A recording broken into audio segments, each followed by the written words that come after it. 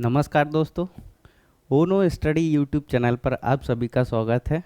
और हम पिछली क्लास में मौलिक अधिकार पढ़ रहे थे और मौलिक अधिकारों में हमने समानता का अधिकार, स्वतंत्रता का अधिकार और शोषण के विरुद्ध अधिकार, इन अधिकारों को देख लिया था। अब इससे आगे देखते हैं कि धार्मिक से संबंधित कि व्यक्ति को कैसे धर्म की स्वतंत्रता मिलती है, और जो सबरीमाला विवाद आपने देखा होगा तो उसको भी हम देखेंगे कि सबरीमाला का विवाद क्या है। तो आज हम धार्मिक स्वतंत्रता देखेंगे कि धार्मिक स्वतंत्रता का अधिकार क्या है और क्या कहता है धार्मिक स्वतंत्रता का। ठीक है,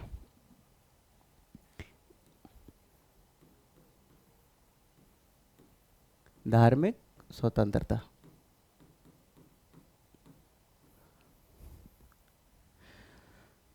धार्मिक स्वतंत्रता ये है आर्टिकल 25। कितना है? आर्टिकल 25।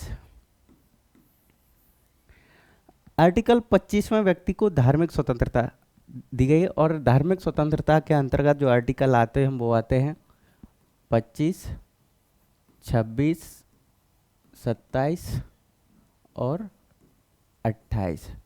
इतने आर्टिकल आते हैं धार्मिक स्वतंत्रता के अंतर्गत, 25, 26, 27 और 28। तो सबसे पहले हम आर्टिकल देखते हैं, आर्टिकल 25। ठीक है, कि आर्टिकल 25 क्या कहता है। आर्टिकल 25 कहता है कि प्रत्येक व्यक्ति को अंतःकरण की स्वतंत्रता, प्रत्येक व्यक्ति को अंतःकरण की स्वतंत्रता। पहली क्या बात करता है वो? पहली बात करता है अंतःकरण की स्वतंत्रता, अंतःकरण की स्वतंत्रता। ठीक है, फिर दूसरी बात करता है ये, पहली बात करता है कि आर्टिकल 25 के अनुसार कि प्रत्येक व्यक्ति को, ये व्यक्ति की बात करता है, प्रत्येक व्यक्ति का मतलब है कि नागरिक और विदेशी भी। जो हमने कहा था कि कुछ मौलिक अधिकार हैं वो विदेशियों को भी हैं और नागरिकों को भी। तो ये प्रत्येक व्यक्ति की बात करता है, यानी कि व्यक्ति की भी बात करता है। ठीक है, तो पहले क्या बोलता है आर्टिकल 25 कि अंतःकरण की स्वतंत्रता होगी। ठीक है, किसकी स्वतंत्रता होगी? अंतःकरण की। फिर बोलता है कि किसी भी धर्म को मानने, आचरण करने और प्रचार करने की भी स्वतंत्रता होगी। क्या बोला? किसी भी धर्म को मानने,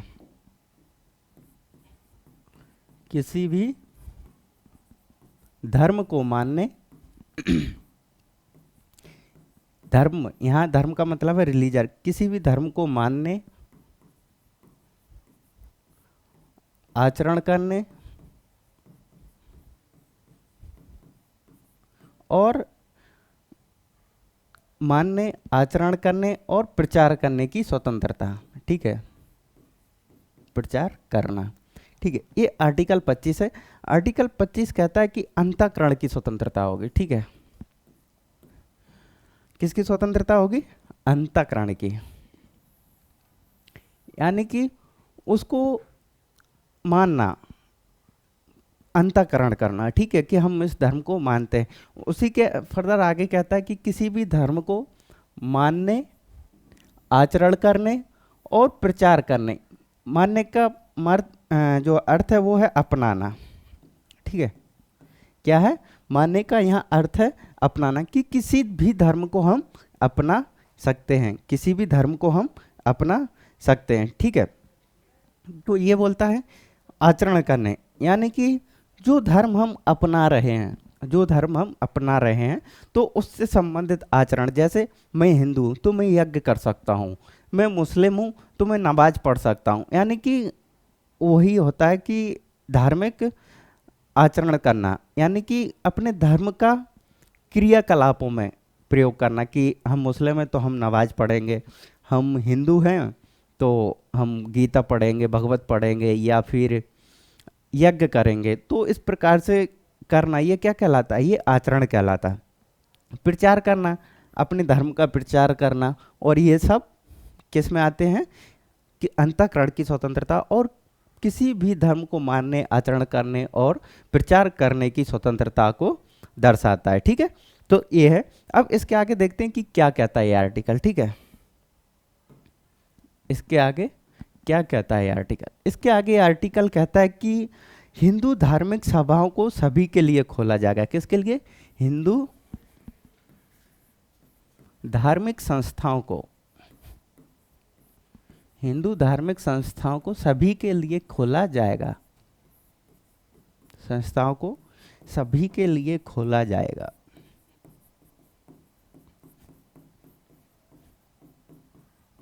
खोला जाएगा। ठीक है, ये कहता है कि हिंदू धार्मिक संस्थाओं को सभी के लिए खोला जाएगा। ठीक है, हिंदू धार्मिक संस्था है। अब यहाँ आर्टिकल 25 में हिंदू के अंतर्गत क्या क्या है। ठीक है, यहाँ लिखा है कि हिंदू धार्मिक संस्थाओं को सभी के लिए खोला जाएगा। तो अब यहाँ देखते हैं कि इस हिंदू के अंतर्गत कौन कौन सा शामिल है। ठीक है, हिंदू, हिंदू के अंतर्गत अपन देखते हैं तो एक होता है हिंदू, ठीक है, दूसरा होता है जैन, फिर बौद्ध, फिर सिख। तो ये सब किसके अंतर्गत आते हैं? ये आते हैं तुम्हारे हिंदू धर्म के अंतर्गत। तुम्हारे हो गए बौद्ध, हो गए जैन, सिख, हिंदू। तो ये सब तुम्हारे आते हैं किसके अंतर्गत? ये हिंदू धर्म के अंतर्गत आते हैं। ठीक है, और इसके आगे इसमें क्या कहा गया है? इसमें कहा गया कि सिखों को, क्या कहा गया? सिखों को कृपाण रखने का अधिकार होगा। ठीक है, कृपाण रखने का अधिकार होगा, कृपाण रखने का अधिकार होगा। ठीक है, अगली बात क्या बोल रहा है कि सिखों को कृपाण रखने का अधिकार होगा। ये आर्टिकल 25 है। आर्टिकल 25 को हमने देखा कि क्या कहता है। आर्टिकल 25 कहता है कि प्रत्येक व्यक्ति को, किसको? प्रत्येक व्यक्ति को किसकी? अंतःकरण की स्वतंत्रता और किसी भी धर्म को मानने, आचरण करने, किसको? मानने, आचरण करने और प्रचार करने की स्वतंत्रता होगी। यानी कि कोई भी व्यक्ति जो इस देश में है वो इस चीज को मान सकता है। ठीक है, कि हम क्या माने और क्या नहीं। अंतःकरण, सबसे पहले देखते हैं कि मान लेते हैं कि ये अंतःकरण की बात करता है। अंतःकरण की बात करता है आर्टिकल 25 के अंतःकरण की स्वतंत्रता होगी और किसी भी व्यक्ति को धर्म को मानने, आचरण करने और प्रचार करने की स्वतंत्रता होगी। यानी कि यह मानने का अर्थ है अपनाना और आचरण का अर्थ है कि उसको व्यवहार में लाना। व्यवहार में जैसे हमने आपको बताया भी कि अगर मैं मुस्लिम हूँ तो मैं नमाज पढ़ूंगा और इस तरह से जो भी एक्टिविटी होती है तो वो आ जाएगी आपकी आचरण करने के अंतर्गत। ठीक है, फिर ये प्रचार करना कि हम अपने धर्म का अधिक से अधिक प्रचार कर रहे हैं। ठीक है, लेकिन एक चीज और कि अंतःकरण क्या होता है इसको समझ लेते हैं। ठीक है, अंतःकरण,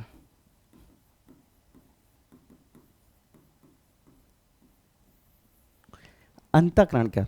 अंतःकरण एक बहुत ही बड़ी अवधारणा है। ठीक है, धर्म के अंदर इसके अंतर्गत होता है कि हम धर्म को यानी कि माने, अगर धर्म मानने वाले होते हैं तो वो आस्तिक होते हैं और नहीं मानते उनको हम नास्तिक बोलते हैं। ठीक है, तो एक होते हैं आस्तिक, ठीक है, और दूसरे को बोलते हैं हम नास्तिक।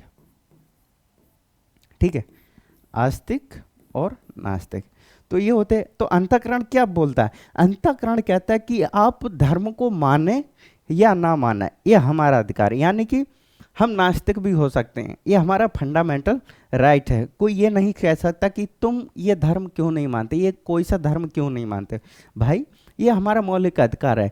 स्पष्ट तो नहीं लिखा है, लेकिन जब अंतःकरण को देखोगे तो इसमें देखने को आपको मिल जाएगा कि अंतःकरण का मतलब क्या होता है, तो वो इसी शब्द में है, ठीक है। कि अंतःकरण का मतलब होता है कि हम किसी धर्म को माने, यानी कि आस्तिक हो सकते हैं या नास्तिक। अगर आप धर्म को मानते हैं, ठीक है, किसी भी धर्म को मानते हैं तो आप आस्तिक हैं। अगर मानते हैं तो आपको ये स्वतंत्रता है, ठीक है। कौन कौन सी है?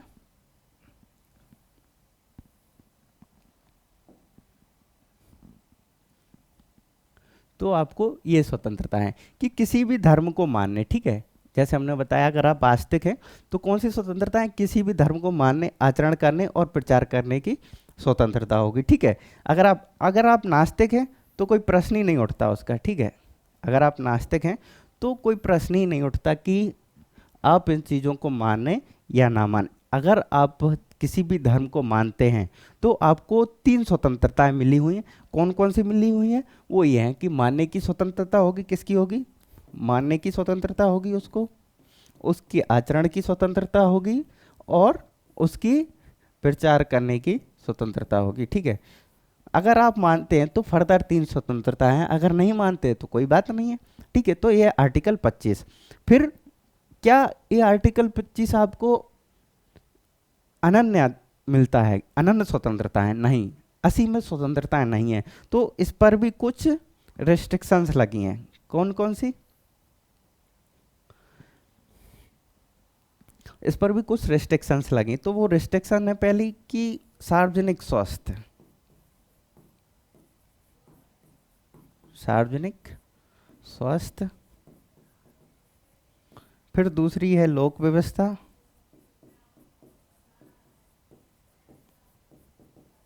ठीक है। पहली क्या है? सार्वजनिक स्वास्थ्य। दूसरी क्या है? लोक व्यवस्था। और तीसरी है इसके अंतर्गत कि अगर हम मान लो कि कोई समस्या हो जाए सार्वजनिक स्वास्थ्य से संबंधित, ठीक है, तो उसको भी कर सकते हैं। कानून व्यवस्था हो जाए सरकार की, तो इन चीज़ों से संबंधित हम इस पर लगा सकते हैं, रोक लगा सकते हैं। मान लो ये कोरोना चल रहा है, अब क्या ऐसे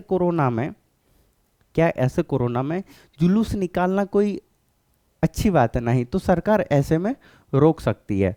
सरकार कह सकती है कि नहीं, भीड़ इकट्ठा होने से कोरोना फैलता है, इसलिए आपको ये अधिकार अभी नहीं दिया जाता, तो आप रैली नहीं निकाल सकते हैं, ठीक है। तो इसलिए सार्वजनिक स्वास्थ्य में ध्यान को रखते हुए लोक व्यवस्था को, आप ऐसा कोई जुलूस या कार्यक्रम नहीं करेंगे जिससे लोक व्यवस्था भंग होती हो, ठीक है, लोक व्यवस्था भंग होती हो। तो ये सब रिस्ट्रिक्शन है, ठीक है। आपको ये अनन्य अधिकार नहीं मिले हुए हैं, ठीक है। अब एक जो प्रश्न उठता है कि जो सबरी वाला विवाद था कि महिलाओं को मंदिर में जाने से रोका जाता है या नहीं, यानी कि जो सबरी वाला विवाद था, सबरीमाला वाला जो विवाद था, उसको देखते हैं कि वो क्या है, ठीक है। कौन सा विवाद? सबरीमाला विवाद। सबरीमाला विवाद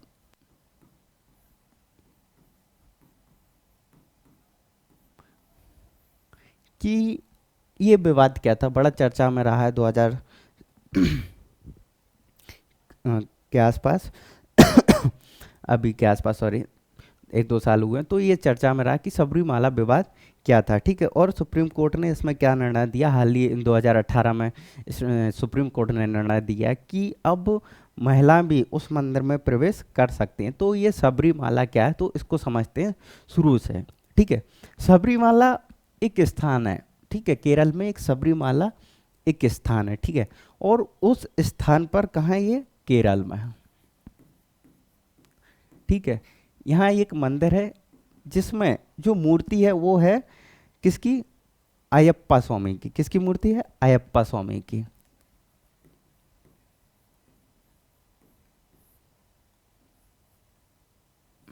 किसकी मूर्ति है? अयप्पा स्वामी की।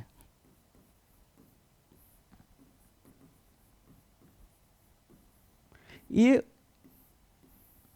इनका मंदिर है, ठीक है। किसका मंदिर है? अयप्पा स्वामी का, ठीक है। अयप्पा स्वामी का मंदिर है ये केरल में सबरीमाला एक जगह है, वहाँ अयप्पा स्वामी का एक मंदिर है, ठीक है। अयप्पा स्वामी एक ऐसे भगवान है जो ब्रह्मचारी है। कैसे भगवान है?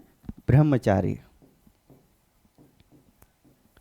ठीक है, वो ब्रह्मचारी भगवान है। यानी कि अगर उनको नॉर्थ के किसी भगवान से देखा जाए, ठीक है, लोग बालोग उनके बहुत भक्त होते हैं जो ब्रह्मचार्य का पालन करते हैं। नॉर्थ इंडिया में अगर बात की जाए तो हम उनको अपने हनुमान जी से जोड़ सकते हैं, क्योंकि वो भी एक ब्रह्मचारी हैं। बाकी तो सब देवताओं को देखेंगे, आप कृष्ण को देखेंगे तो उनके साथ राधा दिखेगी, या फिर राम जी को देखेंगे तो उनके साथ सीता जी दिखेंगी। अगर विष्णु को देखेंगे तो वो अपने लक्ष्मी जी के साथ विराजमान हुए हैं। तो इस प्रकार कहीं ना कहीं ये पारिवारिक स्वरूप को दर्शाते हैं कि वो परिवार को लिए हैं। ठीक है, शिव जी को देखेंगे तो पार्वती जी के साथ हैं, साथ में गणेश जी भी हैं।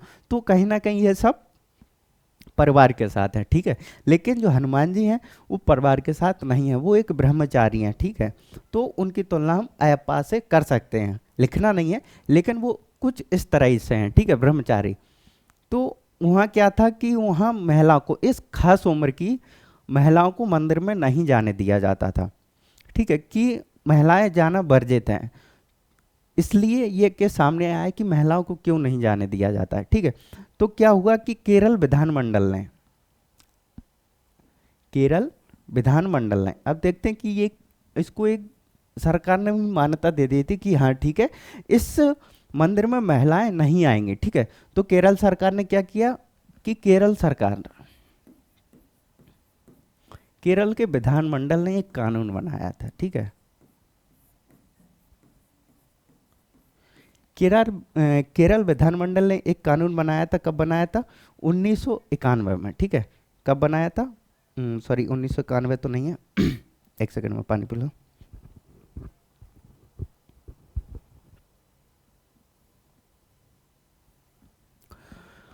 हाँ, तो हम कहाँ थे? हम थे केरल। हाँ, ब्रह्म अयप्पा स्वामी का मंदिर है, वो एक ब्रह्मचारी प्रकृति के हैं। ठीक है, और ब्रह्मचारी प्रकृति के हैं तो मतलब कि वहाँ महिलाएं नहीं जा सकती हैं। ठीक है, कौन नहीं जा सकती हैं? महिलाएं। तो इसलिए उस परंपरा को क्या किया कि केरल सरकार ने उसको मान्यता दे दी कि ठीक है, और एक कानून बना दिया 1965 में। ठीक है, कब कानून बना दिया? 1965 में। और लिख दिया कि रजस्वला महिलाएं मंदिर में प्रवेश वर्जित। किससे? रजस्वला महिलाएं। रजस्वला महिलाओं का अयप्पा स्वामी के मंदिर में प्रवेश वर्जित। अयप्पा स्वामी के मंदिर में प्रवेश वर्जित। ठीक है,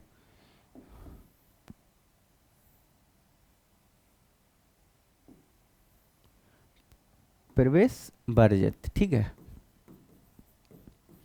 ये केरल विधानमंडल ने कानून बनाया और उसमें कह दिया कि रजस्वला महिलाओं का मतलब है कि एक खास उम्र की, कि मान लेते हैं कि 10 वर्ष से लेके और 40 वर्ष तक की महिलाएं नहीं जाएंगी। ये मतलब जो यंग मानते हैं, जिनको हम यंग बोलते हैं, तो वो नहीं जा सकती इस मंदिर में। ठीक है, बाकी बच्चे और बूढ़े लोग जा सकते। तो वही कहा था केरल सरकार ने कि राजस्वला महिलाएं मंदिर में नहीं जाएंगी। ठीक है, लेकिन इस विधानमंडल को आगे क्या होता है 1991 में?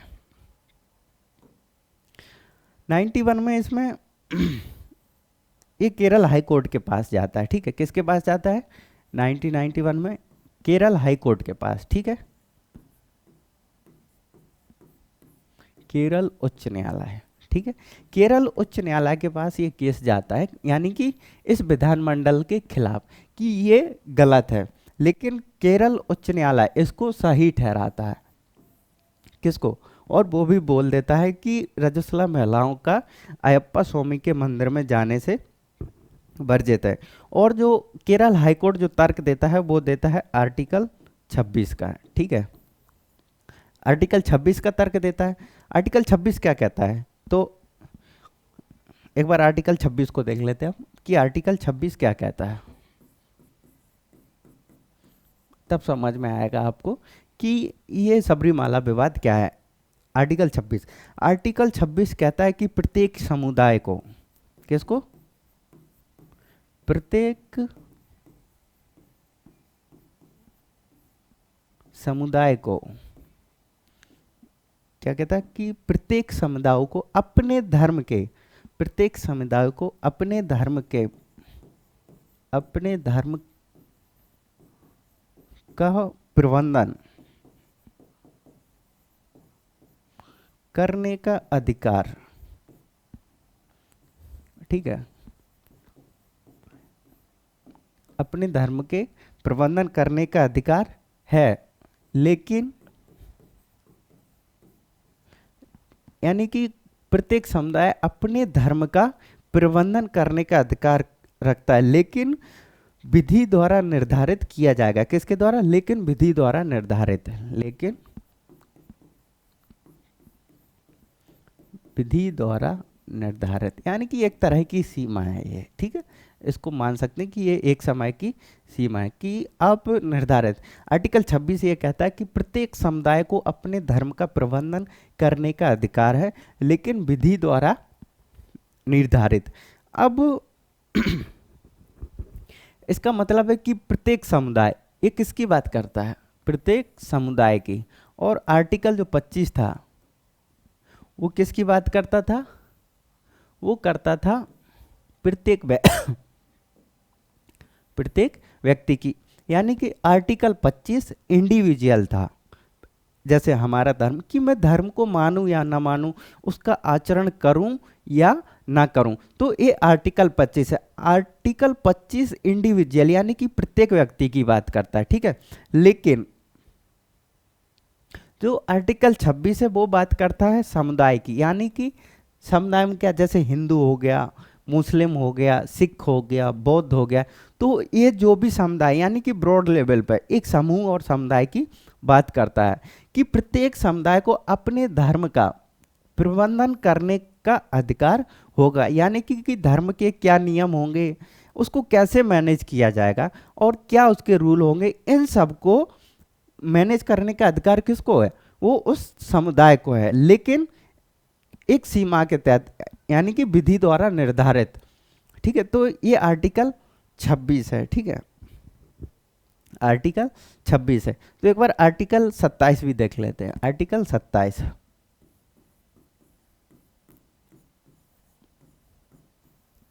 आर्टिकल 27 क्या कहता है?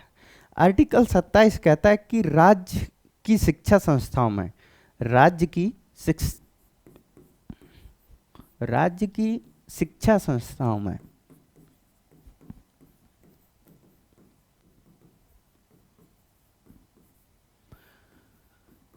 राज्य की शिक्षा संस्थाओं में धार्मिक शिक्षा नहीं दी जाएगी। राज्य की शिक्षा संस्थाओं में धार्मिक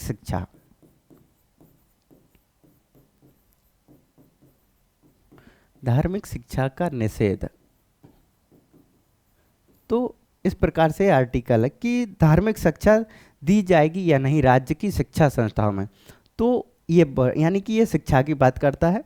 तो सबसे पहले अब हम आर्टिकल 25 देख लेते कि आर्टिकल 25 को हमने देखा कि वो अंतःकरण की बात करता है और व्यक्ति को मानने आचरण करने की स्वतंत्रता की बात करता है, ठीक है। और बोलता है कि हिंदू धार्मिक सभाएं, अब देखना कि सबरीवाला का विवाद क्या कहता है, ठीक है।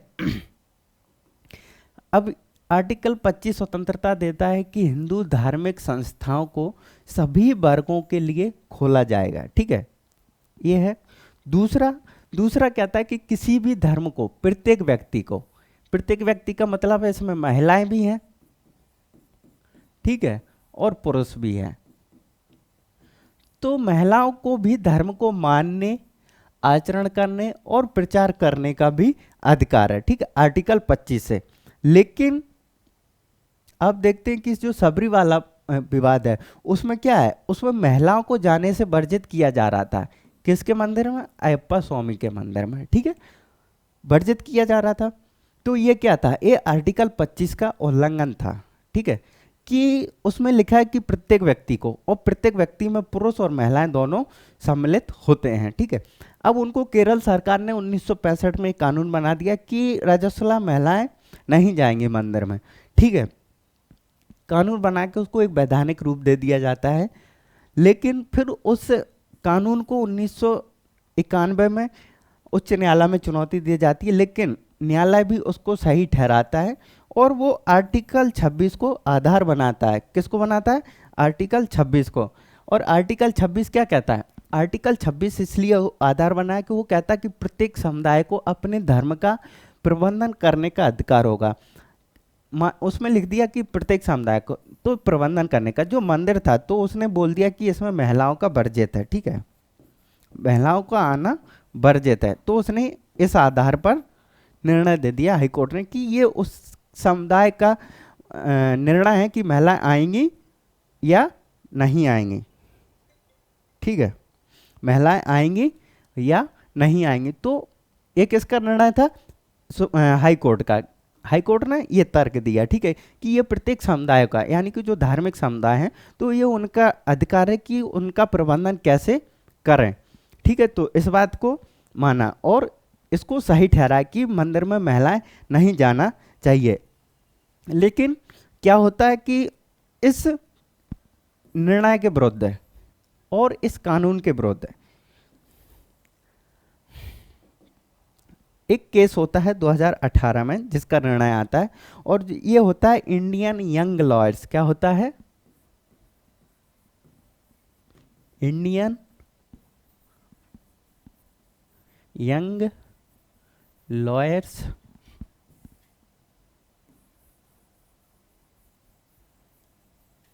एसोसिएशन,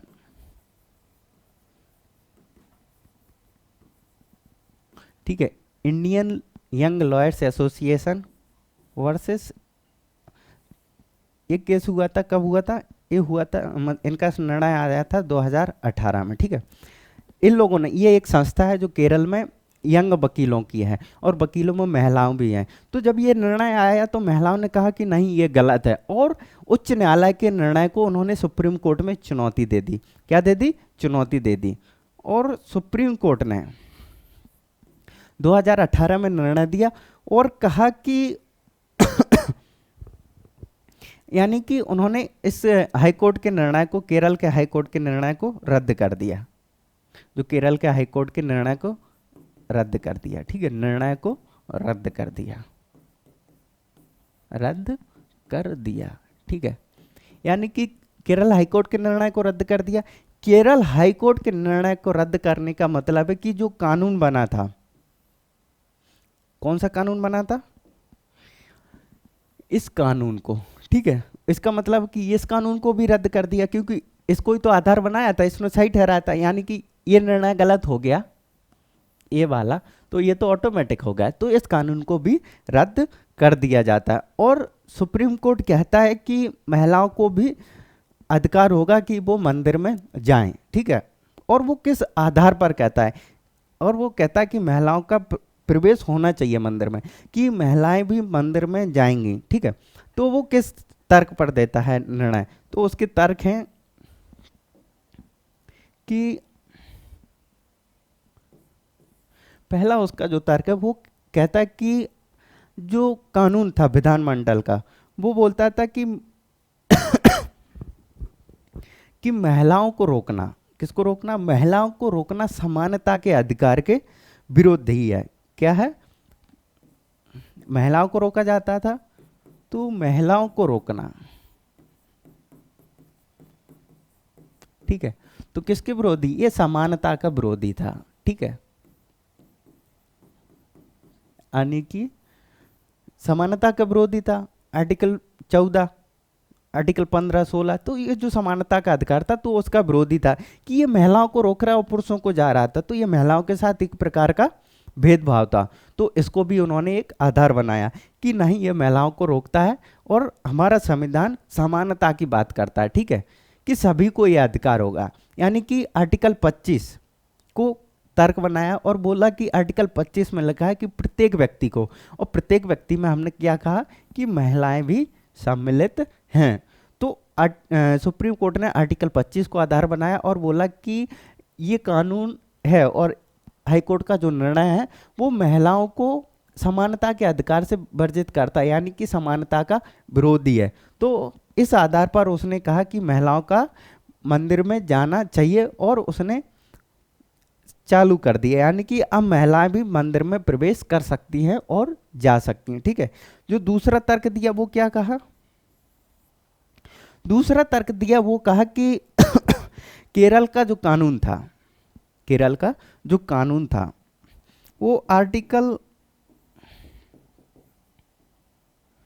25, यानी कि जैसे हमने बताया कि आर्टिकल 25 में प्रत्येक की बात की गई, तो धर्म को आचरण करने की स्वतंत्रता से रोकता था। ठीक है, आचरण, आचरण की बात करता है। तो आचरण, क्या महिला मंदिर नहीं जा सकती हैं? क्या महिलाओं का ये अधिकार नहीं है कि वो भी जाएं अप्पा स्वामी के मंदिर में, वो भी प्रणाम करें, वो भी आशीर्वाद लें? क्या पुरुष ही जा सकते हैं? क्या ये पुरुष का ही अधिकार है? तो नहीं, उसमें महिलाएं भी जा सकती है, महिलाओं को भी धार्मिक आचरण का अधिकार है।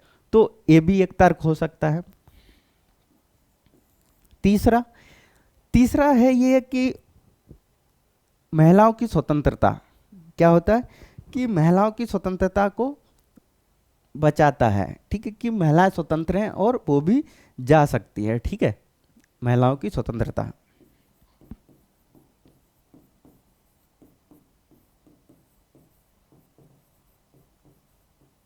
यानी कि रोका नहीं जा रहा है, स्वतंत्रता है कि अब तुम जा सकते हो। तो इस प्रकार से क्या हुआ कि महिलाओं को भी अब मंदिर में जा सकता है। ठीक है, एक बार फिर से देख लेते हैं, कंफ्यूजन ना हुआ हो।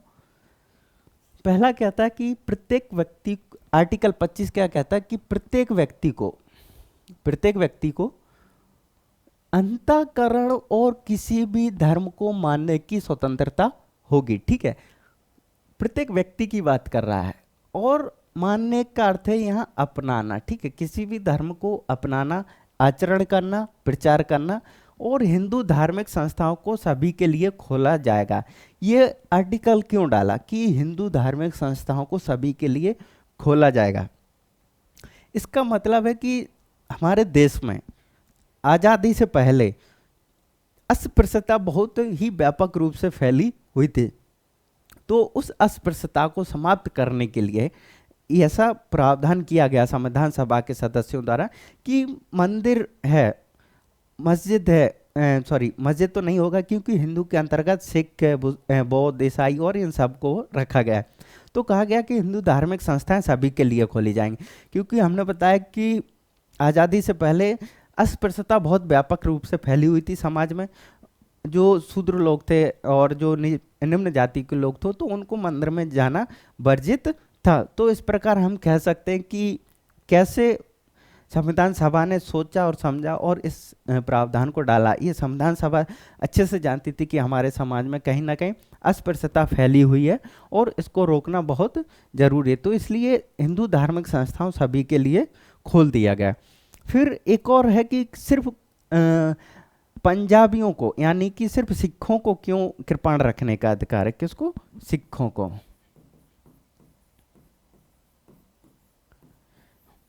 ठीक है, अब सिखों के गुरु थे गुरु नानक देव, तो उन्होंने पंज कक्का का सिद्धांत दिया। किसका दिया? पंज कक्का। ठीक है,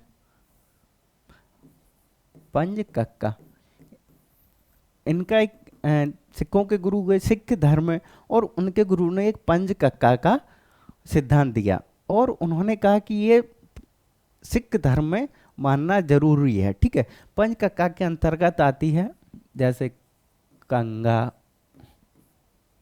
कंगी, ठीक है, कंगा है कंगी, केस, ठीक है, कड़ा, कच्छा, ठीक है, और कृपाण। पंच का मतलब होता है पांच और का मतलब होता है का से रिलेटेड, जिसमें का आता। तो सिखों का ये है। तो अब जो कृपाण रखने का अधिकार है, भारत में तो आर्म्स एक्ट लागू है कि यानी किसी को आर्म्स रखना, हथियार रखना, तो उसको लाइसेंस लेना अनिवार्य है। लेकिन सिखों को कृपाण रखने के लिए अधिकार नहीं लेना पड़ता, क्योंकि ये उनके धार्मिक आचरण के मामला। किसका? आचरण का। आर्टिकल 25 के तहत क्या है कि वो व्यक्ति उसको आचरण कर सकता है। तो उस आचरण के तहत इसको क्या बना दिया गया?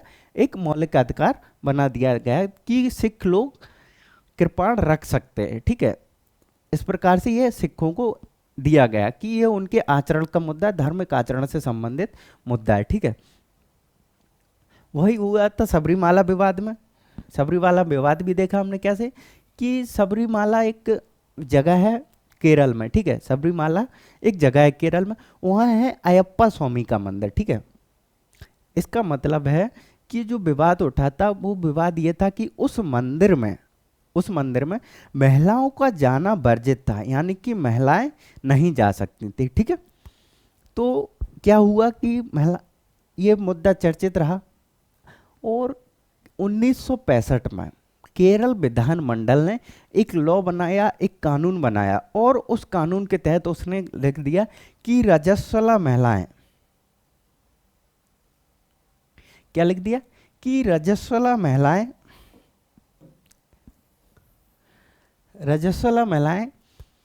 अयप्पा स्वामी के मंदिर में नहीं जाएंगी, यानी कि रजस्वला महिलाओं का अयप्पा स्वामी के मंदिर में प्रवेश वर्जित कर दिया गया। केरल के विधानमंडल में 1965 में ये कानून बना, लेकिन महिलाएं जो थीं और फिर उस कानून को 1991 में, यानी कि 1991 में केरल के उच्च न्यायालय हाई कोर्ट में ये केस गया।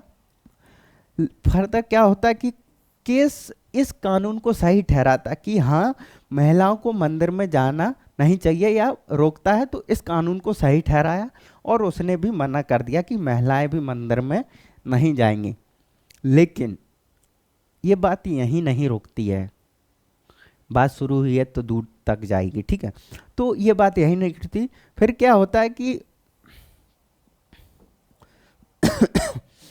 इंडियन यंग लॉयर्स एसोसिएशन, ये केरल की एक वकीलों की संस्था है। ठीक है, संगठन है वकीलों का। इसने केस किया सुप्रीम कोर्ट में और सुप्रीम कोर्ट ने इस निर्णय को रद्द कर दिया, हाई कोर्ट के निर्णय को रद्द कर दिया। ठीक है, हाई कोर्ट के निर्णय को रद्द करने का मतलब था कि जो केरल विधानमंडल ने कानून बनाया था तो उसको भी अवैध घोषित कर दिया। और जो केरल का हाई कोर्ट था तो उसने क्या कहा था, उसने आर्टिकल 26 का सहारा लेके बोला था कि प्रत्येक समुदाय को अधिकार है अपने प्रबंधन का, यानी कि वो धार्मिक तय करेगा कि क्या होगा क्या नहीं। तो उसने बोल दिया कि ये उनका मान, तो इसको आधार बनाया था। ठीक है, लेकिन सुप्रीम कोर्ट उस निर्णय को रद्द कर देता है और तर्क देता है अपने। ठीक है, वो किन तर्कों पर अपना उस केस को रद्द करता है, तो वो कहता है कि महिलाओं को जो कानून रोकता था, जो केरल हाई कोर्ट का और केरल विधानमंडल का जो कानून था और हाई कोर्ट का जो निर्णय था, वो समानता का विरोधी था, यानी कि वो महिलाओं को रोकता था। तो ये समानता नहीं है ना कि पुरुषों को जाने दे रहे हो तुम और महिलाओं को जाने नहीं दे रहे हो।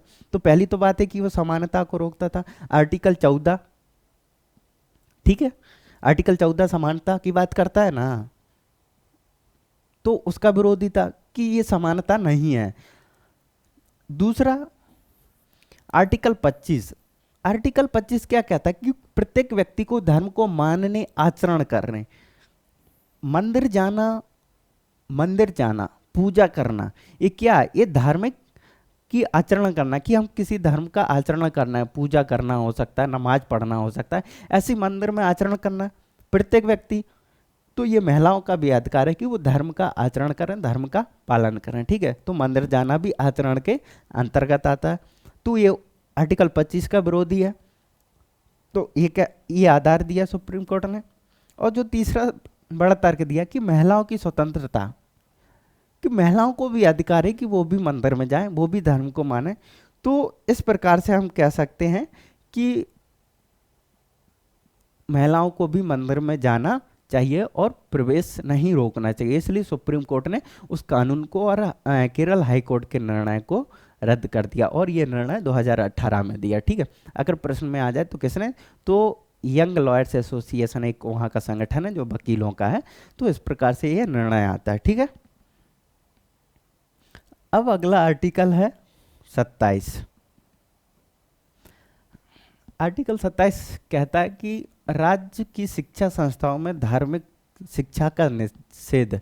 तो क्या राज्य की शिक्षा संस्थाओं में धर्म की शिक्षा दी जा सकती है या नहीं, तो इसको समझते हैं। तो इसको समझने के लिए एक चार्ट बनाते हैं। ठीक है, क्या बनाते हैं, चार्ट बनाते हैं। ठीक है,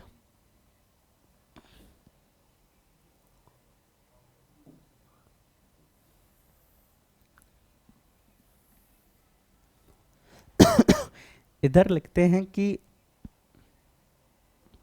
इधर क्या लिखते शिक्षा संस्था, ठीक है, शिक्षा संस्था, ठीक है। और इधर लिखते हैं धार्मिक शिक्षा दी जा सकती है या नहीं। धार्मिक शिक्षा दी जा सकती है या नहीं, जा सकती है या नहीं, ठीक है, ये है। तो इसको समझते हैं कि क्या राज्य शिक्षा संस्थाओं में धार्मिक शिक्षा का निषेध करता है या नहीं, या कौन सी संस्थाओं में, या कौन सी संस्थाओं में धार्मिक शिक्षा दी जा सकती है या नहीं। तो लिखते हैं सबसे पहले, फिर समझते हैं। तो पहले प्रकार की है वो है कि राज्य द्वारा पोषित है। क्या है? राज्य द्वारा पोषित, ठीक है। दूसरी होती है कि राज्य द्वारा सहायता प्राप्त, राज्य द्वारा सहायता प्राप्त संस्था हो सकती है। और तीसरी हो सकती है, तीसरी एक तो हो गई कि राज्य द्वारा पोषित, दूसरी हो गई कि राज्य द्वारा सहायता प्राप्त, और दूसरी होती है राज्य द्वारा मान्यता प्राप्त, राज्य द्वारा मान्यता प्राप्त, ठीक है। और चौथी हो गई अन्य, ठीक है। इसका मतलब क्या है? शिक्षा संस्थाओं में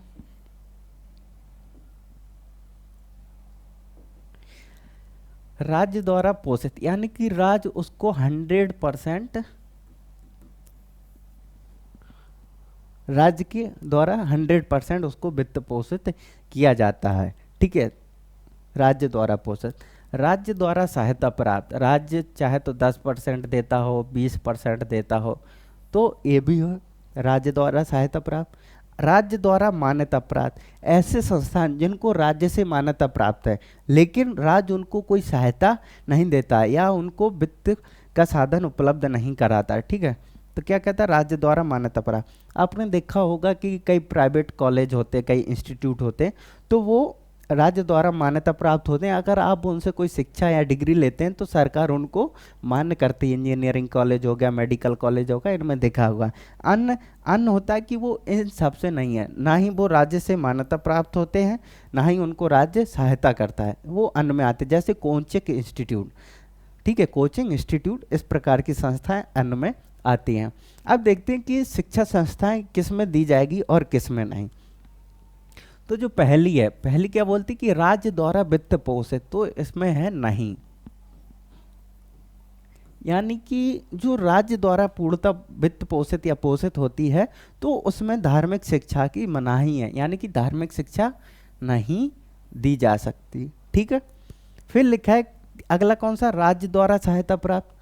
हाँ, तो इसमें क्या कहता है? यस, दी जा सकती है लेकिन बाध्य नहीं किया जा सकता। क्या नहीं किया जा सकता? बाध्य नहीं किया जा सकता, ठीक है, लेकिन बाध्य नहीं किया जा सकता है। राज्य द्वारा मान्यता प्राप्त, इसमें भी दी जा सकती है लेकिन बाध्य नहीं किया जा सकता है। और अन्न में है कि दी जा सकती है, यस, और बाध्य भी किया जा सकता है कि आपको धर्म शिक्षा लेनी ही पड़ेगी। अगर उस संस्था में रूल एंड रेगुलेशन, मान लो मेरी क्लास है, ठीक है, और उसमें उस संस्था का रूल है कि पहले सौरभ सर आपको गीता पढ़ाएंगे 1 घंटे, भगवत गीता जो आती है उसको पढ़ाएंगे 1 घंटे, किसमें? अन्न में। ये अनिवार्य है, अगर नहीं लेते हो तो आपको सभी क्लासों से वर्जित कर दिया जाएगा, ठीक है। तो अब आपको लेना है, यानी कि आपको बाध्य किया जा रहा है। तो ऐसा ही है कि राज्य द्वारा पोषित संस्थाओं में नहीं दी जाएगी, राज्य द्वारा सहायता प्राप्त में दी जा सकती है लेकिन किसी को बाध्य नहीं किया जाएगा कि आपको ये लेना ही पड़ेगी, ये शिक्षा आपको लेनी ही पड़ेगी, ठीक है। तो इस प्रकार से कहा गया था। और जो राज्य द्वारा मान्यता प्राप्त उसमें भी यही है, और जो अन्य है उनमें आपको बाध्य किया जा सकता है, ठीक है। तो इस प्रकार हमने देखा कि धार्मिक स्वतंत्रता के अंतर्गत क्या है, 25, 26, 27 और 28। ठीक है, आर्टिकल 25 बोलता है कि व्यक्ति को अंतःकरण और धर्म को मान्य आचरण करने की स्वतंत्रता देता है। एक बार रिवाइज कर लेते हैं, फिर अगले पढ़ेंगे। ठीक है, ये अधिकार देता है। दूसरा है इसमें कि वो सभी जो हिंदू संस्थाएं होती हैं, धार्मिक संस्थाएं होती हैं, वो सभी के लिए खोली जाएंगी। ठीक है, हमने आपको बताया था कि क्यों खोली जाएगी, वो इसलिए क्योंकि हमने बताया था कि आज़ादी के पहले क्या था कि देश में बहुत व्यापक रूप से अस्पृश्यता फैली हुई थी। समाज में घृणा करते थे लोग एक दूसरे से, निम्न जातियों से उच्च कोटि वाले। तो इस भेदभाव को समाप्त करने के लिए, समानता लाने के लिए कि अब सभी लोग मंदिर जाएंगे, तो इस उद्देश्य से संविधान सभा के सदस्यों ने ये प्रावधान किया था। और तीसरा इसमें आर्टिकल 25 में प्रावधान था कि जो सिख लोग हैं वो कृपाण धारण कर सकते हैं, यानी कि कृपाण धारण करना उनके धार्मिक आचरण के अंतर्गत आता है। तो इस प्रकार उनको उसकी मान्यता मिली। फिर हमने देखा उस पर कुछ सीमाएं भी हैं, और क्या सीमाएं लगी कि सार्वजनिक स्वास्थ्य को देखते हुए किसी भी आपकी धार्मिक स्वतंत्रता को रोका जा सकता है। मान लें कि कोरोना काल चल रहा है, तो आप जुलूस नहीं निकाल सकते हैं, आप गणपति विसर्जित नहीं कर सकते भीड़ में, आप ताजिया नहीं निकाल सकते हैं। ठीक है, तो इस प्रकार से लॉ एंड ऑर्डर मेंटेन करने के लिए अगर तुम कोई ऐसा जुलूस निकालते हो, रैली निकालते हो जिससे देश में अव्यवस्था और कानून व्यवस्था भंग होती है, तो इस प्रकार के आप पे रोका जा सकता है। ठीक है, फिर अगला आर्टिकल आता है 26। आर्टिकल 26 कहता है कि प्रत्येक समुदाय को, यानी कि धार्मिक समुदाय को अपने धर्म का प्रबंधन करने का अधिकार होगा, लेकिन विधि द्वारा निर्धारित है। ठीक है, तो ये क्या कहता है, ये पूरे समुदाय की बात करता है, यानी कि धार्मिक समुदाय की। ये एक ब्रॉड लेवल पर, बड़े लेवल पर। और जो आर्टिकल 25 है वो किस पे बात करता है, वो करता है आपके इंडिविजुअल लेवल पे। ठीक है, प्रत्येक व्यक्ति, यानी कि एक एक व्यक्ति पे वो बात करता है। लेकिन आर्टिकल 26 क्या करता है, आर्टिकल 26 समुदाय पर बात करता है, यानी कि जैसे हिंदू हो गया, बौद्ध हो गया, सिख हो गया, तो ये एक समुदाय है, और इस समुदाय का अधिकार है कि वो धर्म का प्रबंधन करे, उसका रूल बनाए, रेगुलेशन बनाए, जो भी है उसको मैनेज करे। ठीक है, अब इसी के चलते एक सबरीमाला केस उभरा था कि सबरीमाला एक केरल में एक जगह है, वहाँ एक स्वामी अयप्पा स्वामी का मंदिर है। ठीक है, तो उसमें क्या होता था कि महिलाओं का जाना वर्जित था, महिलाओं का जाना वर्जित था। फिर ये केस जाता है, और 1965 में आपको पता है कि केरल सरकार एक विधानमंडल के द्वारा कानून बना देती है और महिलाओं को प्रवेश करने से रोकती है एक वैधानिक तरीके से। लेकिन इस विधानमंडल के कानून को 1991 में चुनौती दी जाती है हाईकोर्ट में, लेकिन हाईकोर्ट आर्टिकल 26 का सहारा लेके उस कानून को वैध ठहरा देता है और कह देता है कि नहीं, धार्मिक समुदाय का ये मुद्दा है तो उनको मैनेज करने दीजिए, तो इस आधार पर वो बोल देता है। लेकिन फिर इंडियन यंग लॉयर्स उस केस को लेता है, और 2018 में सुप्रीम कोर्ट उस पर निर्णय देता है और बोलता है कि नहीं ये, और वो अपने तर्क देता है, तर्क में बोलता है कि ये समानता का विरोधी है, आर्टिकल 25 के खिलाफ है, और इस प्रकार से ये बोलता है। फिर आर्टिकल 27 आता है। आर्टिकल 27 कहता है कि राज्य की शिक्षा संस्थाओं में धार्मिक शिक्षा निषेध है, और अगर दी जा सकती है तो कौन सी संस्थाएं होंगी। तो जैसे हमने बताया कि राज्य द्वारा पोषित, तो उसमें तो बिल्कुल धार्मिक शिक्षा नहीं दी जा सकती, मनाही है। जैसे दिल्ली यूनिवर्सिटी राज्य द्वारा पूर्णतः पोषित है, जवाहरलाल नेहरू यूनिवर्सिटी राज्य द्वारा पोषित है, तो इसमें आपको धार्मिक शिक्षा नहीं दी जाएगी। राज्य द्वारा सहायता प्राप्त, राज्य जिनको थोड़ा सा सहायता प्राप्त करता है, ठीक है, तो उनमें दी जा सकती है, लेकिन आपको बाध्य नहीं किया जा सकता। राज्य द्वारा मान्यता प्राप्त, कई कॉलेज, मेडिकल इंस्टीट्यूट और इंस्टीट्यूट कॉलेज होते हैं जो राज्य के द्वारा मान्यता प्राप्त, राज्य के द्वारा मान्यता प्राप्त करने का मतलब है अगर आप वहाँ से कोई डिग्री या एजुकेशन लेते हैं तो वो वैध मानी जाएगी। ठीक है, तो उसमें भी यही है कि दी जा सकती है, लेकिन बाध्य नहीं कर सकते आप किसी को।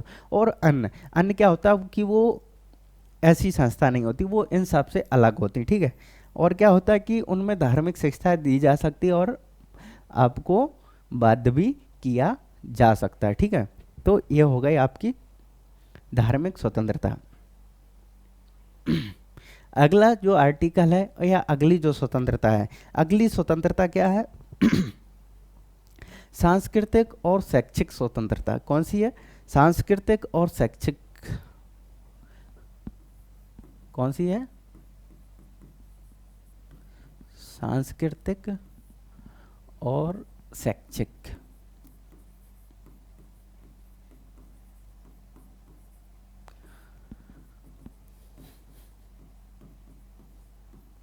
कौन सी है? सांस्कृतिक और शैक्षिक। इनको हम कल देखेंगे। आज यहीं क्लास समाप्त करते हैं।